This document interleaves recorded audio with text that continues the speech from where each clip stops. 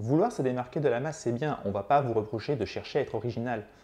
Encore faut-il que le public soit au courant. Parce que des éléments de scénario originaux, c'est pas vraiment ce qu'on va mettre en avant auprès du public. Et encore original pour le biopic musical, dire simplement « Eh, mon film a un point de vue », c'est un peu ce que l'on attend de tous les films. On va pas mettre en évidence quelque chose qui est censé être évident. Et même en parlant de mise en scène pure, si le film avait été tourné dans un long et unique plan séquence, c'est pas forcément une information qu'on mettrait en avant. Ou alors dans de la presse dédiée au cinéma, lue par des personnes qui aiment le cinéma, par les cinéphiles. Le spectateur lambda, tout ça, il en a un peu rien à battre. Peut-être même qu'il ne sait même pas ce qu'est un plan séquence. Donc le meilleur moyen pour attirer l'attention, ça va passer par les éléments mis en avant dans les affiches et dans les trailers, un visuel fort. Un élément qui va te faire dire « j'ai jamais vu ça avant ». Une stratégie qui peut être payante, mais aussi à double tranchant. Parce qu'avoir un visuel fort, cela signifie également la possibilité de se mettre à dos une partie de son audience. Un choix de style, de couleur, de direction artistique, tout ça peut au contraire repousser le spectateur au lieu de l'attirer. À ce moment-là, votre film se fait bien remarquer,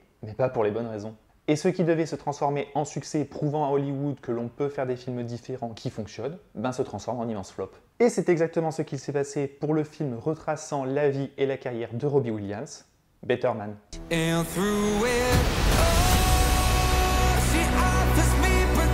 I want to prove I can make it on my own. Prove to who? Everyone.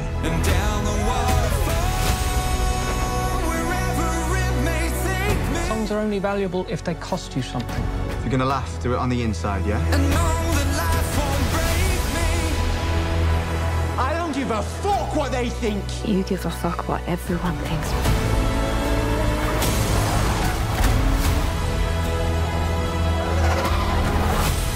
Remember, I believe in you. Bon, j'imagine qu'avec ces quelques extraits, vous avez compris ce que je voulais dire par visuel polarisant. Retracer la vie de Robbie Williams dans un film extrêmement numérique et en plus en le remplaçant par un singe en CGI, une idée sacrément farfelue. Un visuel et une mise en scène que l'on doit à Michael Gracey. Alors ce nom peut-être ne vous dit rien, mais je suis à peu près sûr que vous connaissez son précédent et unique film, The Greatest Showman. Et on va s'arrêter quelques instants dessus parce que les deux projets partagent en réalité pas mal de points communs. The Greatest Showman est une comédie musicale qui raconte l'histoire de P.T. Barnum qui va créer le Cirque de Freaks, ou un cirque réunissant des personnes qui ont des attributs physiques assez hors normes. La femme à barbe, des personnes atteintes de nanisme ou au contraire très grandes, des personnes atteintes d'un syndrome qui fait qu'elles sont extrêmement poilues, des personnes albinos, etc., etc. Et vu que c'est une autre époque, le simple fait qu'elles soient noires, c'est déjà considéré comme hors norme. Et le film raconte comment cet être au grand cœur va réunir toutes ces personnes rebuts de la société et leur offrir une maison, ainsi que l'ascension du cirque, alors moqué par les grands bourgeois avant de devenir un véritable lieu de regroupement pour toute la famille. Un film qui aura été une véritable surprise au box-office lors de son année de sortie et dont la principale chanson This Is Me est devenue une véritable ode à l'acceptation et à la tolérance. Mais aussi un film accompagné d'une petite polémique, parce que P.T. Barnum a existé, et il n'était absolument pas comme dans le film. Si dans The Greatest Showman, le personnage incarné par Hugh Jackman est assez ouvert, tolérant et bienveillant, dans la réalité, on a plutôt des histoires de quelqu'un qui exploitait comme des esclaves les membres de son cirque. On a donc reproché à Michael Gracey et à son équipe de donner une version mensongère de l'homme. Du coup, P.T. Barnum a réellement existé, The Greatest Showman est un film sur sa vie, The Greatest Showman est donc un biopic un peu plus compliqué. Certes, P.T. Barnum et Jenny Lind, le personnage joué par Rebecca Ferguson, ont existé. Certains des événements sont effectivement repris de la vie de P.T. Barnum, mais c'est à peu près tout. La majorité des événements et tous les autres personnages sont complètement faux. Le film s'inspire de la vie de P.T. Barnum, mais n'a pas pour but d'être une retranscription de sa vie.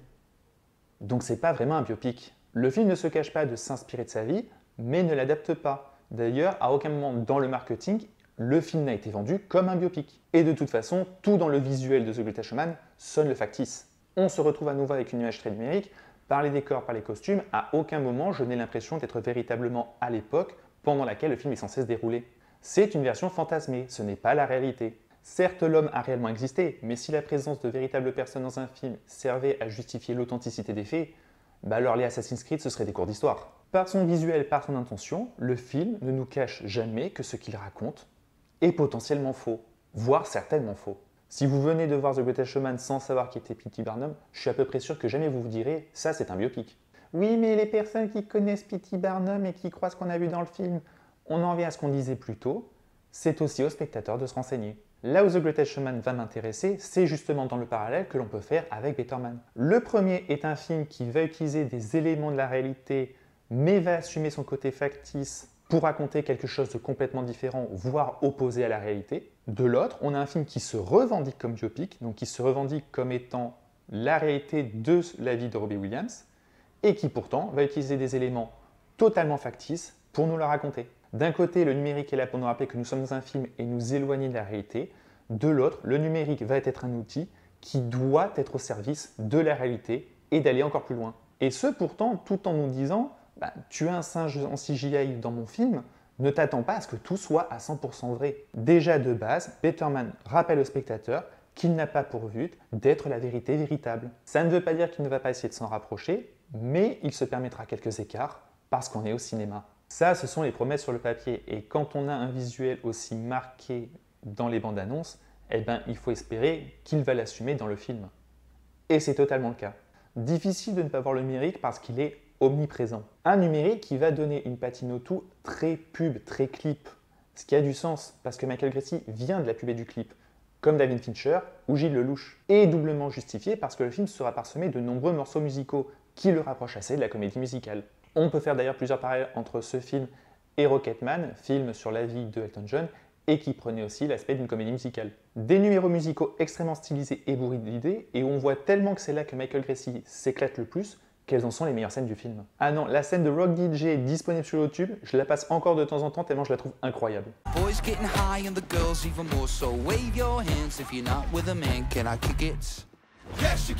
Un visuel riche, très marqué, qui pour le coup ne plaira pas à tout le monde, perso j'adore, mais qui du coup peut avoir tendance à jouer contre le film.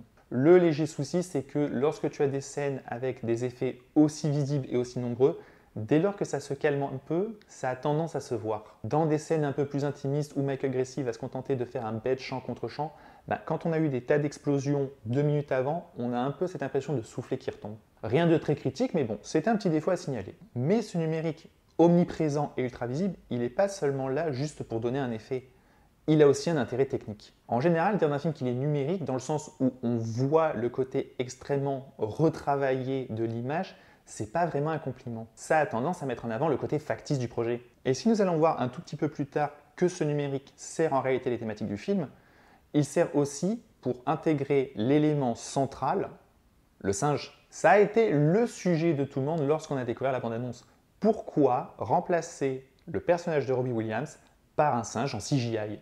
À tel point que certains s'étaient dit que c'était juste un effet de manche fainéant pour se démarquer de la masse des autres biopics musicaux. En réalité, cela vient du fait que Robbie Williams se compare lui-même à un singe, que lorsqu'il est sur scène ou auprès de ses fans, il a besoin de faire l'idiot, de faire le pitre, de faire le singe. How's about a warm hand on my entrance? Il a carrément écrit une chanson sur le sujet, Me and My Monkey. Donc le singe dans Better Man représente un peu la persona de Robbie Williams, sa vision qu'il a de lui. D'ailleurs, il se double lui-même dans tout le film. Pour la motion capture, en revanche, c'est un autre acteur plus jeune qui effectue tout ce qui est mouvement et chorégraphie. Et puis bon, si ça peut nous empêcher de nous retaper la énième transformation à coup de multiprothèses, perso je prends.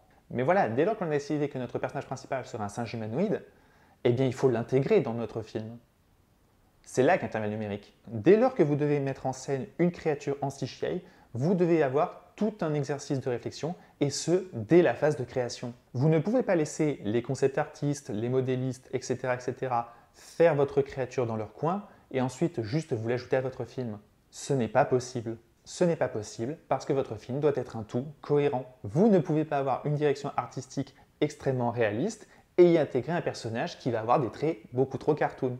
Pour plus de développement, je vous renvoie à ma critique sur Blanche-Neige. Et le meilleur moyen de vous montrer ça, c'est de faire la comparaison entre le singe de Better Man et un autre chimpanzé, celui de la planète des singes. La trilogie de la planète des singes des années 2010 est parmi une des sagas les plus impressionnantes en termes d'effets spéciaux qu'on ait eu ces dernières années. Il y a un tel niveau de détail, c'est assez ahurissant de voir comme encore aujourd'hui les effets spéciaux n'ont pas vieilli. Je pense en particulier au personnage de Maurice, l'orang-outan, dans le 3e opus. Mais pour en rester à César, qui est un chimpanzé comme le singe dans Better Man, quand on fait la comparaison, on voit bien qu'ils sont dans des styles très différents. Je ne parle pas de technique. À ce niveau-là, Better Man est aussi très bon, notamment dans le fait que c'est un personnage qui a énormément d'interactions avec d'autres personnages humains. Mais en termes de direction artistique, ils sont complètement différents. César est dans un style réaliste, parce que c'est un vrai singe. On est dans un monde réel où ce sont des vrais singes qui vont évoluer. Certes, avec le temps, il va finir par adopter un peu plus d'expressions dites humaines,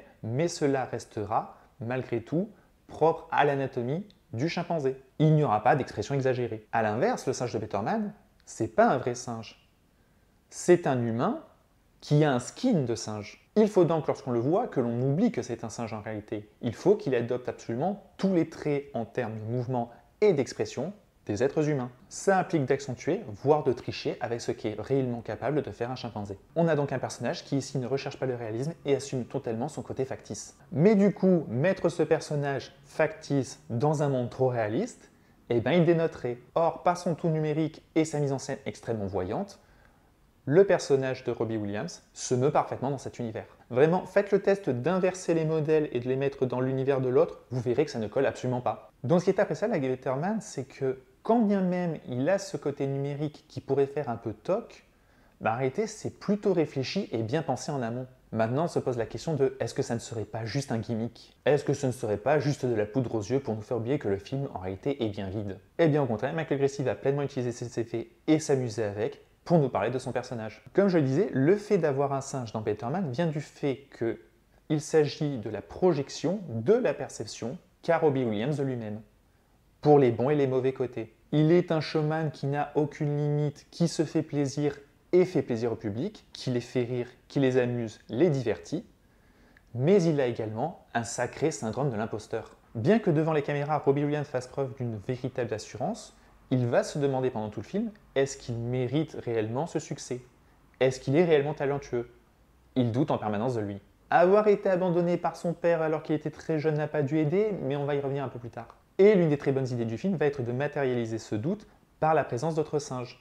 D'autres Robbie Williams à différentes époques et dans différents clips. Des singes à l'air terrifiants et menaçants auxquels il fera régulièrement face, notamment pendant les scènes de concert. Face à face témoignant d'une haine envers lui-même qui se terminera dans un climax absolument démentiel au cours duquel Robbie Williams va littéralement sauter dans la foule remplie de singes et va les défourailler à coups de barre en les transperçant. Une scène de combat épique tenant plus du film de super-héros que du biopic. Un mélange des genres qui ne s'arrêtera pas là. On peut parler de la séquence où Robbie Williams va chercher à fuir les paparazzis en voiture, tomber dans le lac et avoir une sorte de vision dans laquelle ces fameux journalistes sont représentés comme des ombres menaçantes, virant totalement à l'horreur. De la comédie musicale ultra stylisée, du cinéma épique et du cinéma horrifique dans un biopic, c'est sûr que ça étonne. Mais je le répète, ces scènes ne sont pas pour autant gratuites. Elles ont un sens, elles racontent quelque chose. Ces séquences sont là pour illustrer les pensées du personnage. Et quand elles ne sont pas introspectives, ces scènes peuvent avoir simplement une portée narrative. Je reviens encore sur la super scène de Rock DJ. Je vous ai dit que j'adorais ce passage. Mais en un seul plan séquence, Michael Gracey va réussir à nous parler de l'évolution et des différentes périodes par lesquelles vont passer le groupe Texat et de la période de faste et de succès que cela représente pour eux. On peut également parler de la séquence sur le bateau où il va rencontrer sa future femme et qui, à travers toute une danse de salon absolument sublime, on va nous raconter leur histoire, leur rencontre, leur mariage. Ils se marient. Leur premier jour, leur mariage, elle qui tombe enceinte, l'avortement forcé. Tout cela de façon très touchante sans tomber dans le pathos. Ici, l'utilisation des chansons a un sens. Donc en résumé déjà sur la forme, Peterman arrive parfaitement à se distinguer des autres biopics musicaux, mais ce qui pouvait sembler juste un effet de style est réellement utilisé et pleinement employé dans le film. Et si le fond est beaucoup plus classique, on peut voir malgré tout qu'il y a quelques petites différences qui en font tout le sel. On l'avait dit plus tôt, le biopic musical c'est une formule éculée. Et on ne peut pas vraiment dire que Peterman cherche à réinventer la poudre. Contrairement à Computer Unknown qui se concentrait sur les 5 premières années de la carrière de Bob Dylan, ici on va réellement retracer toute la vie de Robbie Williams. Pas jusqu'à sa mort, parce qu'il est toujours en vie. Mais en tout cas, le film commencera par son enfance, par son père qui va l'abandonner, la vie avec sa mère et sa grand-mère qu'il aime tant, le fait que son talent ne soit jamais reconnu, jusqu'au moment où il va être repéré pour faire partie du groupe Texat. À ce moment-là, ça va être l'ascension fulgurante, la célébrité qui le poussera dans les pires travers, notamment la drogue et l'alcool. Il va finir par se séparer du groupe, aura sa carrière solo qui va très bien marcher, pour enfin subir les conséquences de ses maux, d'aller en désintox, de revenir plus fort que jamais. Pour la chanson finale, on connaît la formule. Mais là où dans la majorité des biopics, on a tendance à un peu trop lisser et cacher les addictions, autant dire qu'ici, ça assume pleinement.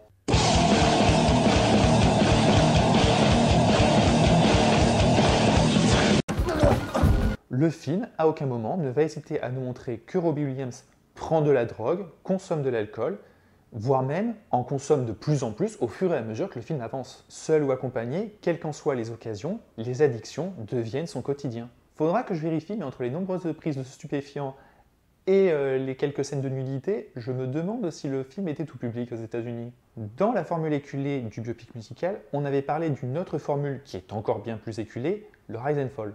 Absolument tout réussit à notre personnage jusqu'à qu'un événement arrive, et dans ce cas, ça précipite sa chute. Dans le biopic musical, où la notion d'addiction est assez régulière, cet effet de scénario, en réalité, c'est quelque chose de très factice. Lorsque notre protagoniste fait une overdose, vous vous doutez bien que c'est pas parce qu'il a pris il y a 15 ans un peu de coke dans le nez et que d'un seul coup il s'est fait un shoot d'héroïne. Il y a tout un process entre les deux. Le souci, encore une fois, c'est que vu qu'on ne veut pas ternir l'image de l'artiste, eh ben on va pas le montrer toutes les 5 minutes en train de se droguer. Better Man ne fait pas ça. Il le montre. Et du coup, cette fois, on voit la progression. Plus il a la célébrité, plus il est dans ses travers, plus il se drogue et plus il boit, plus on sait vers quoi ça le mène. Plus il rise, plus il fall. Ce qui a nettement plus de sens. Mais même au-delà de ça, le film ne nous cache jamais les défauts de son personnage. Mes connaissances de Robbie Williams se résumaient à 3 ou 4 chansons et 1 ou 2 interviews dans lesquelles il m'avait paru assez sympathique. Mais autant dire qu'après avoir vu Better Man, je l'appréciais plus vraiment. Quel giga connard! Il est pas très sympathique, il est imbu de lui-même, il est fainéant, il est assez colérique, il trompe sa femme un nombre incalculable de fois. Odieux, vulgaire, idiot. I was very fortunate to be in Take That. And 4 out of the 5 Spice Girls. Non, vraiment, il est assez insupportable. On sent qu'une partie vient, comme je disais plus tôt, de son syndrome de l'imposteur et qu'il a tendance à exacerber ses défauts, mais ça ne l'excuse pas. Et surtout, certains de ses défauts sont déjà présents dès le départ. Il est aussi intéressant de voir comment Better Man ne va pas hésiter une seule seconde à écorner l'image du génie créatif. Bohemian Rhapsody qui a été créé en 2 jours, ici c'est pas la même. Robbie Williams est présenté comme quelqu'un qui n'a pas vraiment de talent. Et je ne dis pas qu'il est perçu par les autres personnages comme étant sans talent. Je dis que même nous avons l'occasion de voir qu'il n'a pas ce talent. À plusieurs occasions, on va avoir l'opportunité d'entendre certains des morceaux, notamment de rap, qu'il a écrits. Et c'est pas fameux. Rhymes complex, yes. You're just picking up gyro checks, bless. A whole life for the YTS. Aww, I line up in a line of 9 suspects, and I'm winding down to find witness. Then she reclines and resigns to my wish list. So I pop it out like the litmus test, and she's like, am I allowed to lick this? Okay, hang on. Je suis pas un expert, hein, mais même moi j'arrive à voir que c'est quand même très pauvre en écriture. Même lors de son audition pour intégrer le boys band Take That, on voit qu'il n'a rien de spécial, tant vocalement qu'en termes de danse. La seule raison pour laquelle il va être pris, c'est pour sa grande gueule. Et forcément, vu que le gars c'est un branleur et qu'il ne se remet jamais en question, ben il ne progresse jamais. Et même quand il va réussir à écrire des chansons intéressantes, des chansons qui deviendront ses tubes, ben on voit qu'il n'a pas réussi à les faire tout seul. Il sera accompagné d'un compositeur qui va le bousculer, qui va lui apporter des idées, qui va l'aider à changer les paroles. Robbie Williams n'est pas dénué de talent, mais ça reste quand même un pitre qui a eu de la chance. Et avoir un biopic musical qui assume autant les défauts de son sujet, ben c'est assez rare. D'autant plus que Robbie Williams est lui-même producteur du film. Certes, le film est à sa gloire, il en est le centre, il se double lui-même, mais il assume pleinement tout ce qu'il a fait, tout ce qu'il a dit. Ce n'est pas pour rien que la chanson finale, c'est My Way. Il a tracé sa route à sa façon. Et si vous l'aimez pas...